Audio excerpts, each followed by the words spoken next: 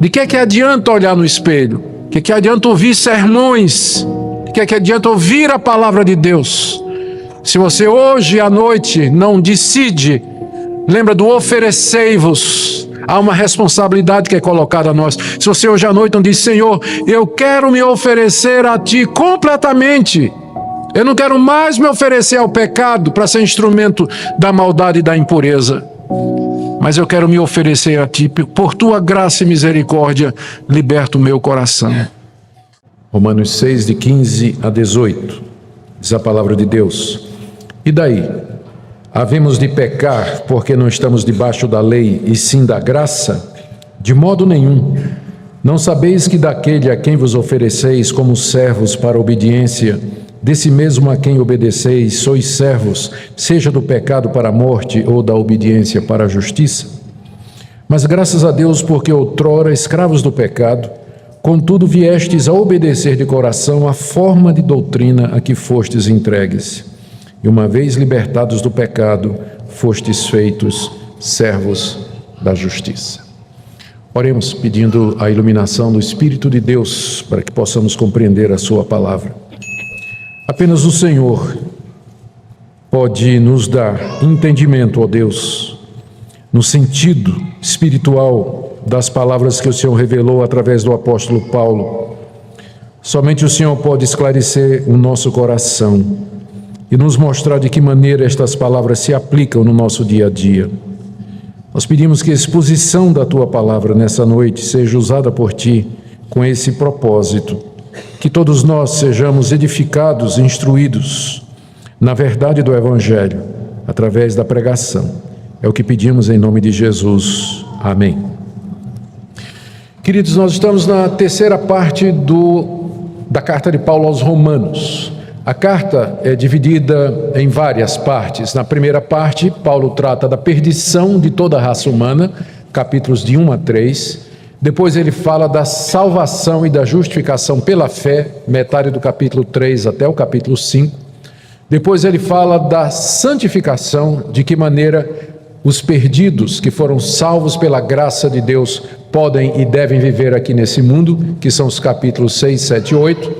Depois ele fala sobre escatologia, ou seja, o papel da nação de Israel nos planos de Deus, que vai do capítulo 9 até o capítulo 11, e depois ele desenvolve alguns temas práticos para a vida da igreja, do capítulo 12 até o capítulo 15, terminando no 16, com uma série de saudações a pessoas que ele conhecia na igreja de Roma. Nós estamos então bem no meio da carta, na terceira parte que trata da santificação. E aqui na metade do capítulo 6, nós encontramos o apóstolo Paulo fazendo uma coisa que ele gosta muito de fazer, é uma pergunta retórica. A pergunta retórica que ele costuma fazer, ele imagina uma pessoa que está escutando o que ele está dizendo e já antecipa a pergunta que aquela pessoa vai fazer quando ele terminar de falar. Então, meio que ele já esvazia os seus oponentes, já trazendo os questionamentos deles e dando uma resposta. Aqui no caso, Paulo tinha feito uma declaração no verso 14, que nós vimos no domingo passado, que era uma declaração que provocaria com certeza reação no meio da sua audiência judaica lá em Roma. Ele disse no verso 14: o pecado não terá domínio sobre vós, pois não estáis debaixo da lei, e sim debaixo da graça. Então, essa declaração, para os ouvidos de um judeu, soava muito estranho, porque aos judeus foi dada a lei de Deus, e os judeus estavam acostumados a viver debaixo da lei de Deus, e eles pensavam que a lei de Deus era o caminho para a salvação. Agora Paulo está dizendo que os cristãos em Roma, inclusive os judeus cristãos, eles não estavam mais debaixo da lei. Então, esse tipo de afirmação de Paulo com certeza provocaria uma reação da parte dos judeus, que diriam o seguinte: mas se nós não estamos mais debaixo da lei, na hora que você tira a lei, você não está tirando as barreiras e os limites do certo e do errado, você está tirando as proibições. Então isso não estimula uma pessoa que ouve o que você está dizendo a viver no pecado, já que ela não está mais debaixo da lei. A lei diz: não faça isso, não faça isso, não faça aquilo. Você está dizendo que nós não estamos mais debaixo da lei, então significa que eu posso fazer o que eu quero, ou que as pessoas pensam, ou que as pessoas podem fazer o que elas querem. Essa seria a reação que com certeza brotaria na mente dos cristãos judeus em Roma quando essa carta estivesse sendo lida para eles. Então Paulo antecipa a questão e ele já traz a resposta. A questão então está no verso 15. E daí? Isso que eu falei, né? Não estamos debaixo da lei, debaixo da graça. E daí? Isso que eu falei significa que havemos de pecar porque não estamos debaixo da lei e sim da graça? Então, ele está antecipando esse tipo de reação que com certeza a sua audiência teria a essa afirmação dele que nós não estamos debaixo da lei e debaixo, mas sim debaixo da graça. Aqui nós precisamos então entender o que é que Paulo quer dizer por essas duas expressões. O que é que significa viver debaixo da lei e o que é que significa viver debaixo da graça, e por que que essa declaração teria provocado uma reação dos seus ouvintes em Roma, particularmente dos judeus. Viver debaixo da lei, o que é que isso significa? A lei, conforme nós lemos aqui na carta aos Romanos e no restante de toda a Bíblia, é aquela revelação escrita que Deus deu à nação de Israel através de Moisés e que consistia em ordenanças de natureza civil, cerimonial e moral. Exemplos: lei cerimonial, a lei dos sacrifícios, a lei a respeito do sacerdote, a manutenção do templo. Lei civil, leis referentes à guerra, propriedade, herdeiros, herança, casamento. E a lei moral de Deus, resumida nos 10 mandamentos. Tudo isso Deus deu a Moisés, é chamada legislação mosaica, foi dada a Moisés no alto do Monte Sinai, depois que Moisés conduziu o povo de Israel em liberdade da terra do Egito. E essa lei que Deus deu à nação de Israel, ela de alguma forma, imperfeita, é verdade, ela está gravada no coração também daqueles que não são judeus. Isso Paulo fala aqui no capítulo 2 da carta aos Romanos, que os gentios que não conhecem a Deus, eles têm contudo a forma da lei impressa nos seus corações. Por isso que mesmo aqueles que nunca ouviram o nome de Moisés, nunca ouviram falar de 10 mandamentos, nunca ouviram falar de evangelho, nunca ouviram falar de Cristo, eles instintivamente, intuitivamente, eles têm noção do que é certo e do que é errado. A prova disso é que todos os povos, por mais primitivos que sejam, eles têm um código de ética, eles têm um código de moral, um código de conduta entre eles, e eles têm uma religião. E eles têm a religião exatamente por isso, porque eles não conseguem, sabem que não conseguem viver à altura daquele padrão que eles têm e que eles precisam então satisfazer os deuses ou apaziguar os deuses. Então a presença da religião em todo o mundo, em todos os povos, em toda a época, a presença de códigos doutrinários e éticos em todos os povos, todas as raças e etnias, é uma prova do que o apóstolo Paulo diz em Romanos 1 e 2, que a lei de Deus está gravada no coração das pessoas. Isso quer dizer que mesmo o cara mais bárbaro, mais bruto que existe lá no coração, ele sabe quando ele está fazendo errado. Ele tem uma consciência. Ele sabe a diferença entre o bem e o mal. Por isso que a Bíblia diz que todos pecaram e carecem da glória de Deus. Não há um justo, nenhum sequer. A lei de Deus, quer seja escrita através das tábuas dadas a Moisés, quer seja no coração, coloca a humanidade toda debaixo do pecado e caracteriza o ser humano como sendo um transgressor da lei de Deus. Por isso que Paulo afirma aqui, e a Bíblia toda afirma, que ninguém pode ser salvo mediante a guarda da lei. guardando os preceitos da lei. Não há ninguém que consiga cumprir todas as demandas de Deus, quer seja as demandas na lei de Moisés, quer sejam as demandas na consciência e do coração. O homem sempre se verá como um transgressor, quebrando aquilo que ele acredita que é verdade, fazendo aquilo que ele sabe que é errado e deixando de fazer aquilo que ele sabe, ou porque está escrito, ou porque é intuitivo, aquilo que ele sabe que ele deveria fazer, ou por omissão ou por comissão.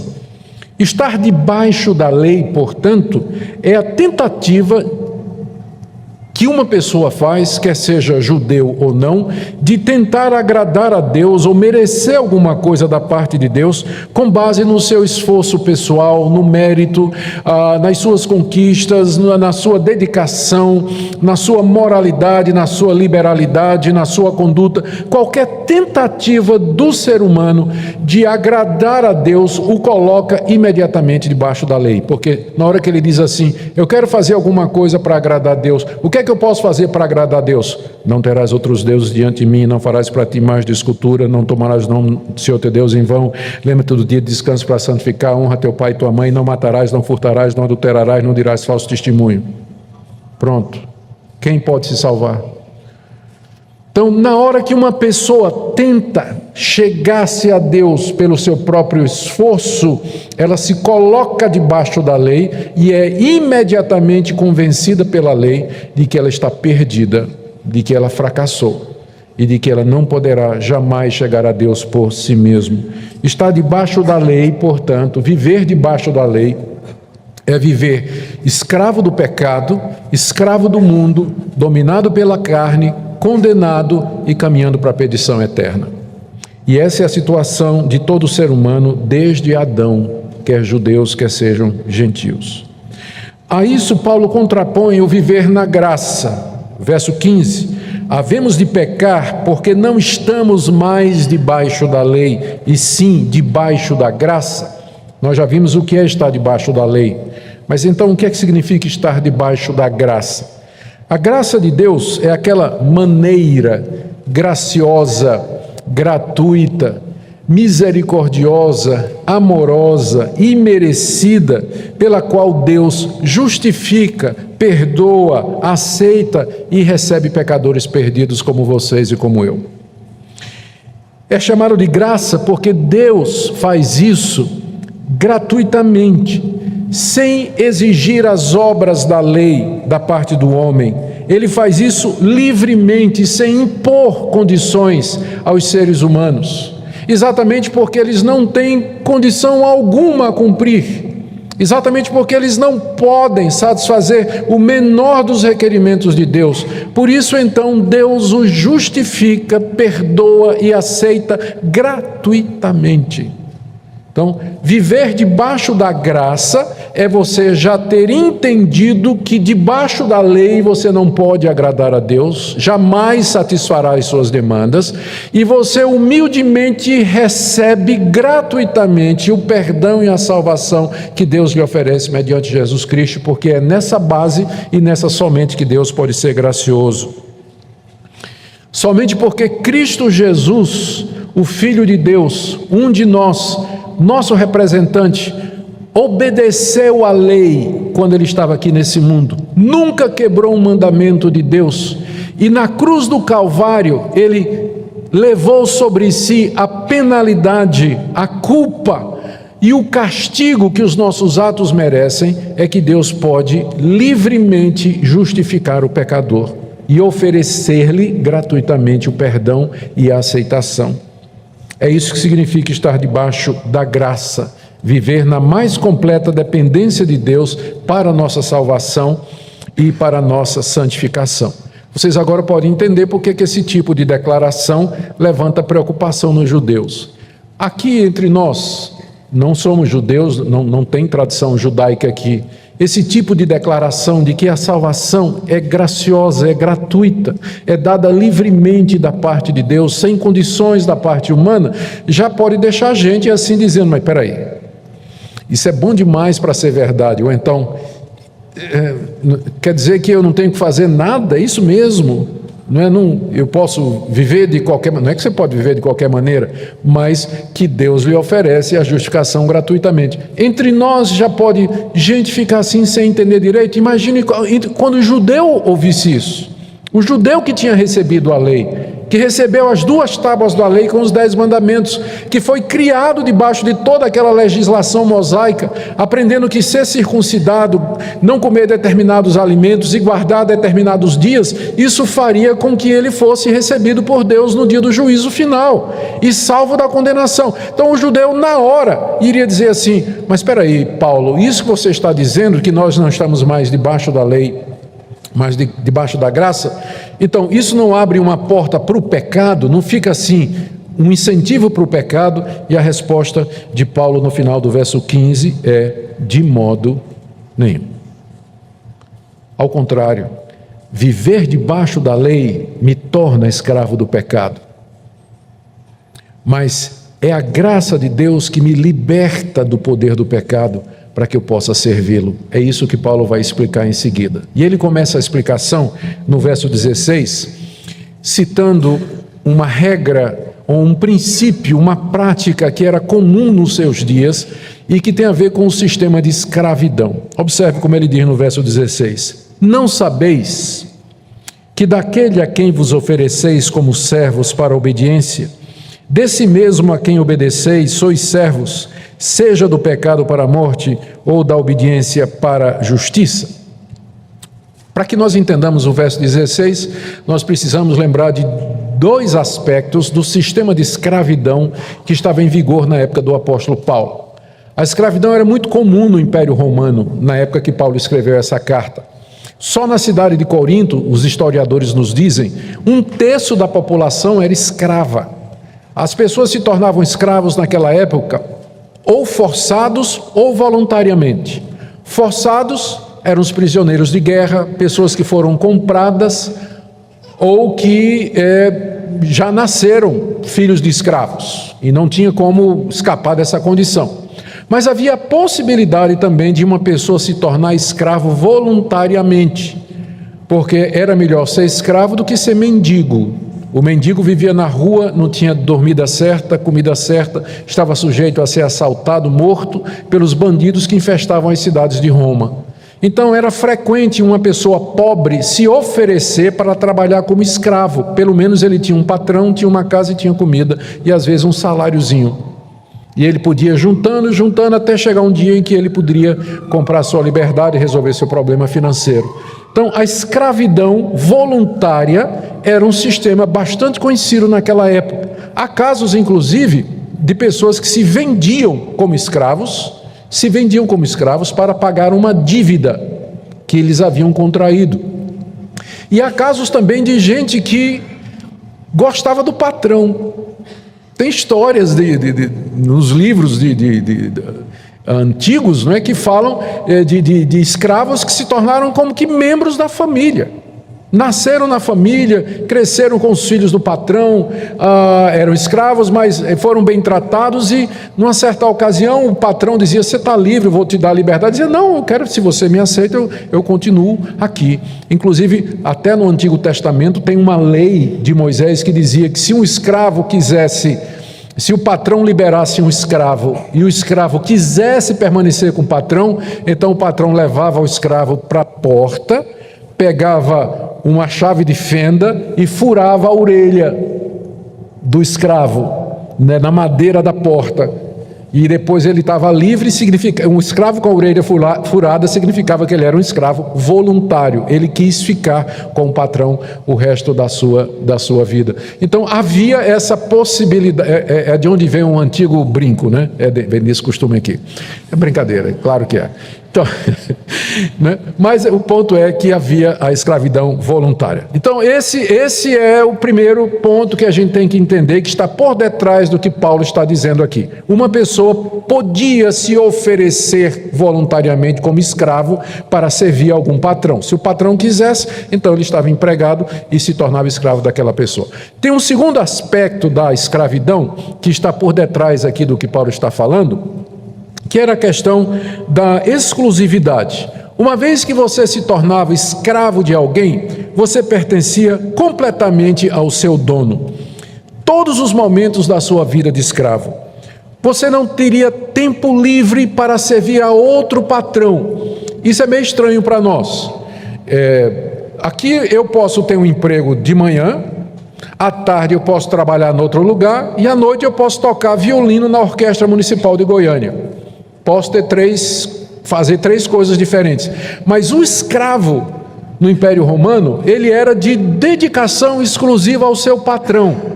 Todos os minutos do seu dia pertenciam ao seu patrão. Ele não tinha disponibilidade para servir a dois patrões. Por isso que Jesus Cristo disse aquela frase que se ficou famosa e virou um provérbio: ninguém pode servir a dois senhores. Isso era resultante dessa característica do sistema de escravidão. Uma vez que você era escravo de alguém, você não tinha disponibilidade para servir a outro patrão. Era aquele e somente aquele. Cada escravo tinha somente um patrão. E a esse patrão ele dedicava sua vida, seu tempo, sua força, seus esforços, seus bens, seu corpo, tudo que tinha pertencia àquele patrão exclusivamente. Ele não podia ser de mais ninguém. São esses dois princípios que nós encontramos aqui por detrás do verso 16, onde Paulo então faz a aplicação. Ele quer dizer o seguinte: se você se oferecer ao pecado como sendo seu patrão, você não vai ter disponibilidade para servir a Deus. Você vai servir ao pecado.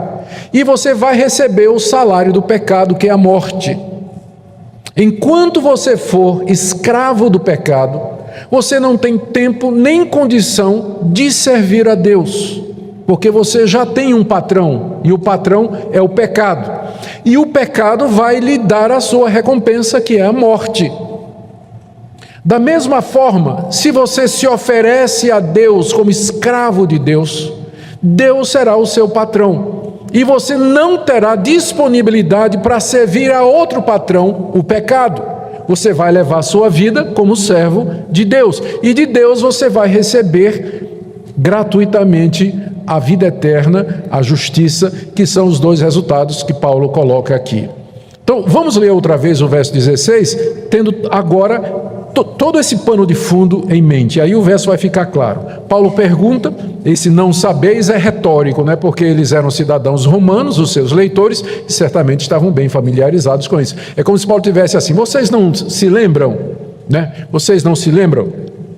Vocês não sabem que daquele a quem vos ofereceis como servos para a obediência, desse mesmo a quem obedeceis sois servos? É aquele princípio que eu falei, da dedicação exclusiva. Você se oferece, você obedece. E agora Paulo faz a aplicação. Seja do pecado para a morte, ou seja, se você se oferece ao pecado para obedecer o pecado, você só pode servir ao pecado e no final você vai ganhar a morte. Seja da obediência para a justiça, ou você se oferece para obedecer a Deus, e aí você vai servir somente a Deus, e no final você vai receber a justiça. Justiça aqui é não somente a justificação, o perdão de pecados que Deus dá àquele que se oferece a Ele, mas também a justiça prática, uma vida justa, uma vida reta e santa. Em contraste, o pecado, ele paga a morte. É o salário que o pecado dá ao seu escravo. A morte aqui nesse mundo, a morte espiritual e a morte eterna que vem depois da morte física. Você percebe aqui dois pontos. Eu quero destacar dois pontos ainda aqui no verso 16. O primeiro deles é que Paulo enfatiza que essa entrega ela é voluntária. Note que ele diz aqui, ele usa o verbo oferecer. Eu me ofereço, ou seja, é uma atitude da minha parte, é uma ação minha. Eu me ofereço ao pecado. É como se eu chegasse para o pecado e dissesse: eu quero ser o seu escravo, eu quero fazer a tua vontade, pecado. Como é que você quer me usar? Me use como você quiser. E o pecado não diz a princípio, mas no final você vai descobrindo, quando chegar no fim do mês, quando chegar o contra-cheque, você vai ver o que é que ele vai pagar. Está dizendo aqui que o pecado vai pagar a morte. É o seu contra-cheque no final do mês, quando você se oferece ao pecado como sendo o seu patrão. Então, é uma atitude voluntária, de entrega. Mesma coisa com relação a Deus. Segundo ponto que eu queria que você notasse é que o contraste que Paulo está fazendo aqui, no final do verso 16, é entre o pecado e a obediência. Ele diz, você pode se oferecer ao pecado, e aí traz morte, ou você pode se oferecer à obediência. Pressupõe-se que a obediência a Deus, isso traz a justiça. O que mostra que a essência do pecado é a desobediência. O pecado é a desobediência clara, voluntária, consciente, sabida e conhecida a alguma lei de Deus. Ou seja, quando a pessoa se entrega ao pecado, ela não está fazendo isso inocentemente. Ela está fazendo isso como um ato de rebelião contra Deus, porque, como nós já dissemos, a pessoa tem consciência do certo e do errado. Ela sabe o certo e o errado. Muito mais nós que vivemos num país cristão, onde temos acesso à Bíblia, à palavra de Deus, nós sabemos o que é o certo e errado. Portanto, quando nós nos entregamos ao pecado como escravos, nós estamos cometendo um ato de desobediência àquela verdade que já nos foi revelada e que está gravada no nosso coração. Um passo mais adiante, Paulo agora agradece a Deus que os seus leitores, que Paulo pressupõe que são crentes verdadeiros, eles mudaram de Senhor. Aqui no verso 17 e 18, Paulo agradece a Deus porque os crentes em Roma antigamente eram escravos do pecado, viviam debaixo da lei, mas agora eles foram libertos e são servos de Deus. E eu queria ver com vocês então como é que isso aconteceu. Paulo está dando graças a Deus por isso. E de que maneira ele explica essa mudança de escravos do pecado para escravos de Deus. Está aí no verso 17 e 18, vamos ler mais uma vez. Mas, introduzindo o contraste, não é? Graças a Deus, porque outrora escravos do pecado, contudo, viestes a obedecer de coração a forma de doutrina a que fostes entregues, e uma vez libertados do pecado, fostes feitos servos da justiça. Antes eles eram escravos do pecado, antes de conhecerem a Jesus, mas agora eles foram feitos servos da justiça. Como é que isso aconteceu? Eu achei difícil, quando estava preparando essa mensagem, saber por onde a gente entra nessa passagem. Eu gostaria de ser como alguns pregadores famosos, que parece que eles tinham um martelinho de ouro, que eles pegavam o texto e faziam assim, pim, ao texto se abria em todas as suas partes, não é? Então, eu queria ter um martelinho desse, para eu pegar num texto e fazer pim, aí o texto se abre e você compreende. Porque às vezes a gente rala para tentar entender o que é que Paulo está dizendo aqui.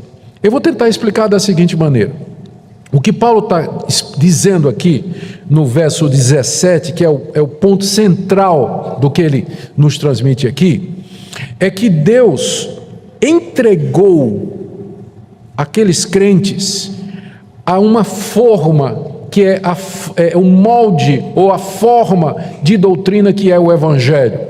E como resultado, eles obedeceram de coração aquilo que eles tinham ouvido. Tem várias coisas que tem que explicar aqui nessa passagem. Paulo fala do Evangelho como se fosse uma doutrina. Veja que ele diz aí no verso 17, que vocês vieram obedecer de coração a forma de doutrina a que vocês foram entregues. Que doutrina é essa? É o Evangelho, é o ensinamento de que somos pecadores, mas Deus, mediante Cristo, nos justifica gratuitamente. É essa a doutrina. Essa doutrina, ela funciona como uma forma. A palavra que está aqui, fostes entregues, viestes a obedecer de coração a forma de doutrina. Essa palavra forma, na língua grega, é a palavra typos. de onde vem tipográfico, tipologia, e todo mundo sabe o que é um tipo, os mais antigos pelo menos, não é? O jornal antigamente, todo mundo sabia como, tinha gente que trabalhava nisso, montava o jornal colocando as letras eram pequenas formas, não é, que eram organizadas, as palavras eram montadas e depois passava a tinta e jogava no papel branco, não é? E aí a forma, o tipo, ele imprimia o papel e deixava a letra.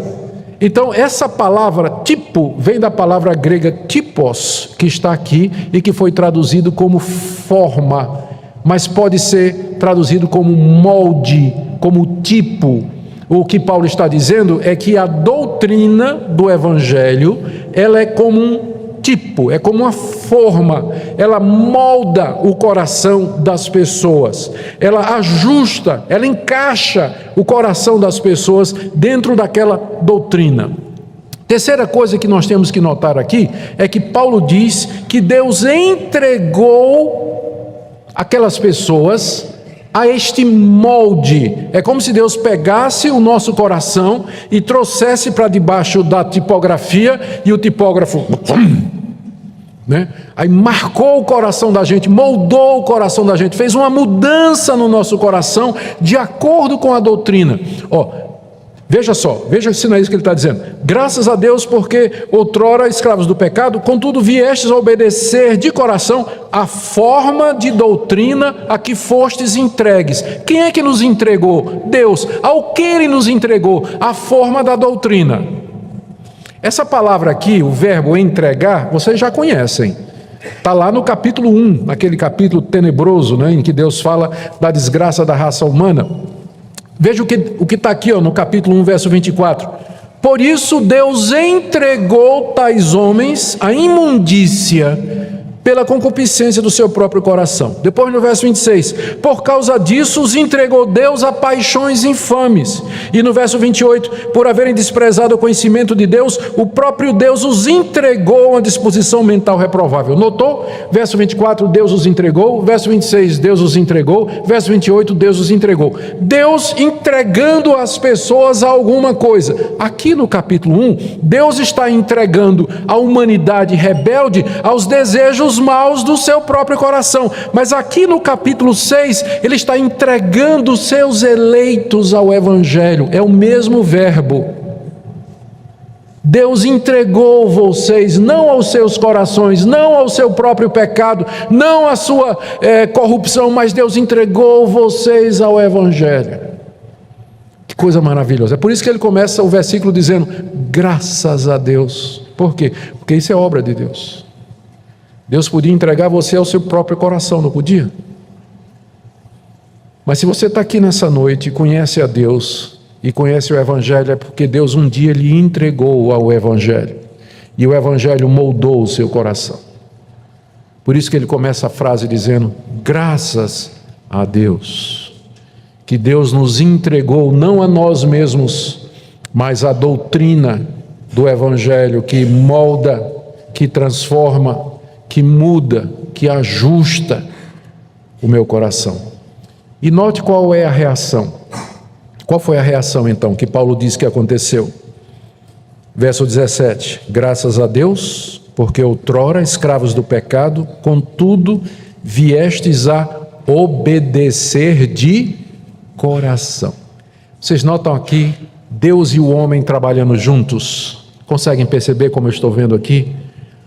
Por um lado, Deus entrega o nosso coração à doutrina como uma forma, e a reação é que eu passo a obedecer de coração.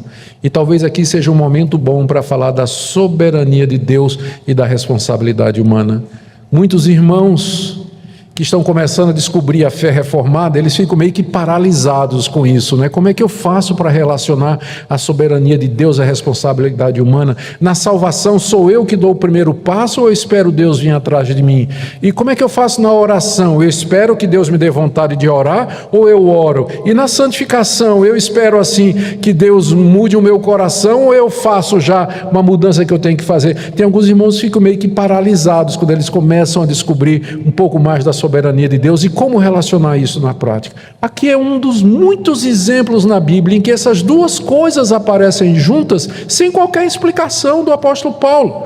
Deus entregou vocês a forma de doutrina, e aqui indica um ato soberano, um ato divino. Deus pegou vocês e entregou. Não é que Deus disse assim, ó, vem cá, você quer ser entregue a forma de doutrina? Você quer? Não, Deus não está perguntando se você quer. Deus entregou você ao Evangelho, e o Evangelho mudou o coração. E qual foi o resultado? Você obedeceu de coração, voluntariamente, alegremente, gozosamente, coração embandeirado, feliz da vida, dizendo, oh, que glória, agora eu entendi, agora eu compreendi a misericórdia de Deus, agora eu compreendi o Evangelho. Mas foi porque Deus lhe entregou ao Evangelho, senão você jamais compreenderia. Mas quando você compreendeu voluntariamente, você compreendeu de toda a alma e de todo o coração. Vê como as duas coisas andam juntas. Você ora a Deus e diz, Deus, por favor faz isso, por favor faz aquilo, por favor faz aquilo outro. Eu estou orando porque o Senhor mandou que eu orasse. Eu sei que o Senhor já decretou tudo antes da fundação do mundo, mas o Senhor disse que quer que eu ore como meio de realizar os seus planos. E você sai dali, você ora para trás, e depois que veio a resposta, você diz, Deus, eu sei que o Senhor respondeu às minhas orações, mas isso era exatamente o que o Senhor já tinha planejado antes da fundação do mundo. A mesma coisa na santificação, no dia a dia. Deus já me transportou do reino das trevas para o reino da luz do seu Filho. Ele já me amou, me elegeu, me chamou antes da fundação do mundo. Mas ainda assim é o meu prazer, o meu deleite, o meu dever andar em santidade, dizer não para o pecado, fazer o que é correto, fazer o que é certo, andar em justiça, praticar o que é bom, evitar o pecado, amar o meu próximo, honrar a Deus, respeitar a todos. As duas coisas andam juntas. E aquilo que Deus uniu, que o homem não separe. Quando você tenta entender as duas coisas separadas, ou você cai no hipercalvinismo, você enfatiza tanto a soberania de Deus que você fica paralisado, você não evangeliza, não ora, não se santifica, não faz mais nada. Ou você vai cair no outro extremo de enfatizar tanto a responsabilidade de Deus que Deus se torna um marionete das decisões humanas. Um Deus que fica esperando um homem decidir se o homem quer ou não quer. Um Deus que só vai até onde o homem permite, que só faz aquilo que o homem pede, que só age em resposta à oração. Esse é outro extremo, esse não é o Deus da Bíblia. O Deus da Bíblia é grandioso, é criador, é Senhor, é soberano, todo-poderoso, onisciente, onipotente, onipresente. Nada resiste ao seu querer. Ele é Senhor de tudo e de todos. Então nós temos que manter essas coisas juntas. Pela graça dele, ele nos entrega a doutrina do Evangelho. E nós reagimos obedecendo de coração. Por isso que Paulo começa esse versículo dizendo, graças a Deus. Graças a Deus. E aí a conclusão no verso 18. Uma vez libertados do pecado, fostes feitos servos da justiça. De que maneira eu fui libertado do pecado? Pela doutrina do Evangelho, que moldou o meu coração pela graça de Deus, e a qual eu respondi de coração, obedecendo as demandas de Deus, obedecendo a voz do Evangelho. O que é que significa obedecer à doutrina? Que a doutrina diz, creia, e quando eu creio, eu estou obedecendo. Creia, e eu creio, e isso significa obedecer a Deus. Deixe-me fazer aqui algumas aplicações práticas. De que maneira esse tipo de ensino aqui pode me ajudar no dia a dia? Eu pensei em algumas situações, uma delas eu já apresentei. Quando você se sente meio que paralisado, tentando entender a soberania de Deus e sua responsabilidade, tipo assim, na salvação, na oração e na santificação, então essa passagem ela lhe ajuda a ver que a Bíblia apresenta essas duas verdades juntas. Deus opera em nós tanto querer quanto o realizar. Não é interessante que nessa passagem, que está lá na carta aos Filipenses, Paulo diz assim, operai desenvolvei a vossa salvação com temor e tremor, porque Deus é quem opera em vocês, tanto querer quanto realizar. Casadinho, ó, juntinho. Desenvolva a sua salvação, porque Deus é quem opera em você o desenvolver a salvação. As duas coisas andam juntas. Na hora que você está orando, Deus está agindo. Na hora que você está obedecendo, Deus está agindo. Estão juntas as duas coisas. Não é assim do tipo, primeiro eu faço a minha parte, Deus faz a parte dele. Ou Deus faz a parte dele e eu faço a minha. Não, não. São juntas sempre. Quando você está fazendo o que é certo, Deus está fazendo com você. Quando você está orando, a soberania dele está acontecendo e realizando também. Quando você está evangelizando, pregando a palavra de Deus, ele está chamando os seus eleitos através da pregação. Tudo se harmoniza. Essas coisas andam juntas. Então, um conselho: não fique paralisado tentando entender. Porque tem gente que dá um curto-circuito, e surta mesmo. Já encontrei gente surtada, neocalvinista surtado, novo calvinista absolutamente surtado. Não sei o que fazer, não consigo mais orar, pastor, não consigo mais fazer nada, porque eu não sei quem é que começa, se é Deus ou se sou eu. Gente, não é? Não fica, eu vou dizer, não me entenda não fique esperando por Deus não. Ele já disse o que é que ele quer que você ore, quer que você evangelize, quer que você seja santo. Na hora que você fizer isso, ele vai estar com você. Ele vai estar com você. Essa é uma aplicação prática. Segunda, quando você se sente tentado a pecar e a fazer alguma coisa errada, não busque forças em você mesmo, porque na hora que você fizer isso, você vai se colocar debaixo da lei e vai cair debaixo do domínio da carne e vai ser pior ainda. Na hora que você se sentir tentado a fazer o que não presta, e você sabe do que é que eu estou falando, você deve recorrer à graça de Deus, porque é graça do começo ao fim. Você deve recorrer a esse Deus que em Cristo Jesus já lhe perdoou, já lhe recebeu, já lhe aceitou e lhe livrou do domínio do pecado. Você lembra que agora você é servo de Deus e que, como escravo de Deus, você não tem disponibilidade para atender às demandas do antigo patrão. Você já foi alforriado, você não pertence mais ao antigo patrão, você pertence agora a Deus, portanto você não tem tempo, você não tem disponibilidade para atender ao pecado, por isso você pode dizer não, não e não. Eu não tenho que lhe obedecer, porque eu sirvo ao Deus dos céus, ao Deus gracioso que pagou o meu preço e a quem eu pertenço. Se você caiu em pecado, se você fracassou, isso não significa que você deixou de ser servo de Deus, porque às vezes servos de Deus são indolentes, preguiçosos e descuidados, e às vezes eles traem o seu patrão com o patrão anterior. Isso que acontece quando você cai em pecado e você ofende ao seu patrão, que é Deus, e você se oferece ao seu antigo patrão, é alguma coisa que desagrada o coração de Deus, sem dúvida, que entristece o Espírito Santo de Deus, mas isso não significa que você não é filho de Deus e servo de Deus. A maior prova de que você continua sendo servo de Deus é que você vai se levantar, você vai pedir perdão a Deus, você vai reconhecer os seus pecados, você vai se reconciliar com quem você prejudicou, quem você ofendeu ou com quem você errou, e você vai voltar ao caminho da justiça, porque a graça de Deus lhe levanta e lhe permite isso. Lembrando que é graça do começo e ao fim.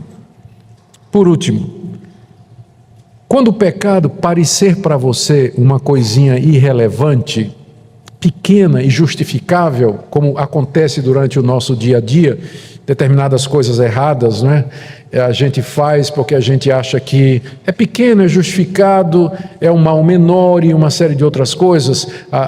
Lembre que diante de Deus não existe essa distinção. É claro que existe uma distinção entre você adulterar e matar alguém e você contar o que a gente chama de uma mentirinha branca, né?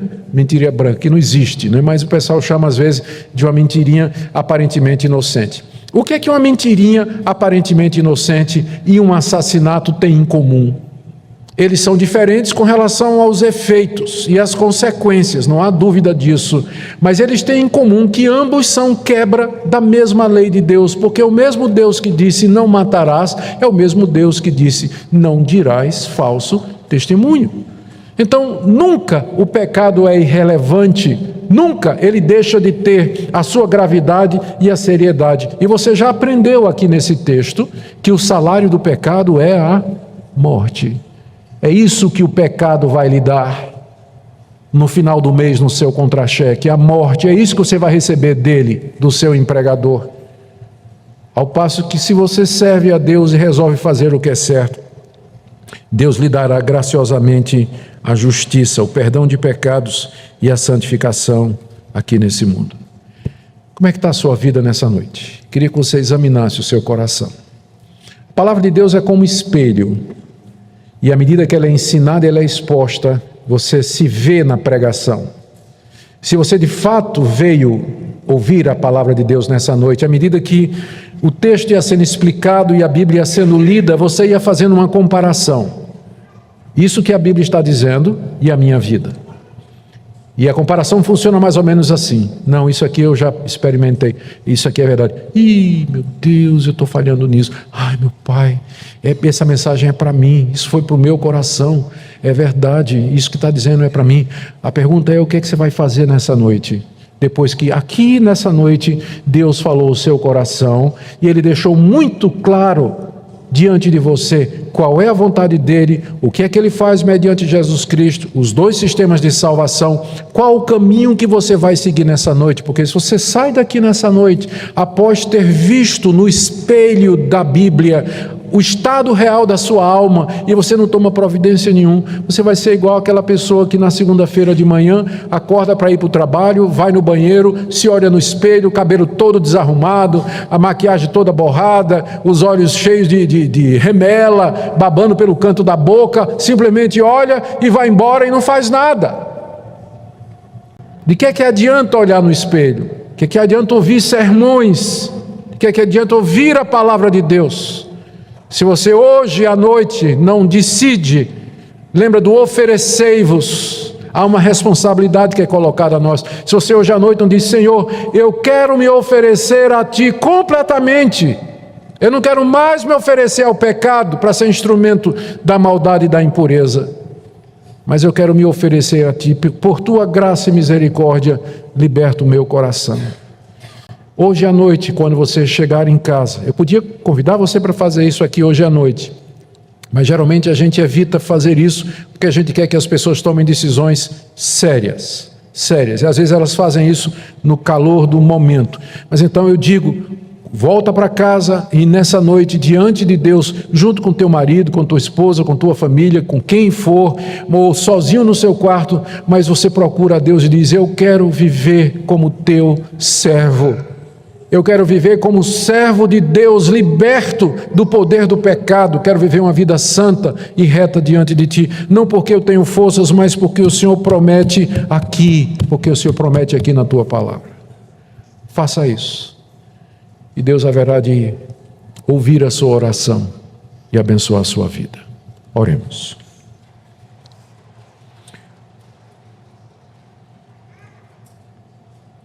Te damos graças, ó Pai, porque não nos entregastes a nós mesmos, mas porque nos entregastes à doutrina, ao Evangelho de Jesus Cristo, Teu Filho. Nos entregaste a esta forma, a esse molde que gravou indelevelmente no nosso coração a Tua graça, a Tua verdade, selada com o Espírito Santo da promessa. Te damos graças porque a Tua misericórdia dura para sempre. Mesmo quando caímos, falhamos, o Senhor se compadece dos que são Teus, dos Teus escravos fracos, e Tu os alevanta e os trata como filhos, mais do que escravos, como filhos. Pedimos a Tua misericórdia para aqueles que estão aqui nessa noite, que têm caído, e que têm se comportado como escravos do pecado, embora professem Te conhecer. Pedimos que o Senhor os ajude a entender a gloriosa liberdade dos filhos de Deus, que eles possam experimentar esta liberdade do domínio do pecado, no viver uma vida santa e reta aqui nesse mundo.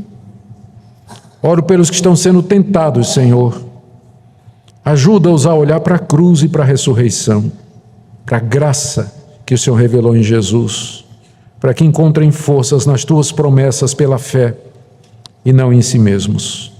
E abençoa essa igreja, Que ela seja feita não de pecadores que se justificam, mas de pecadores salvos pela graça, humildes, que amam, sabem perdoar porque foram perdoados, não críticos ou juízes, mas irmãos e amigos.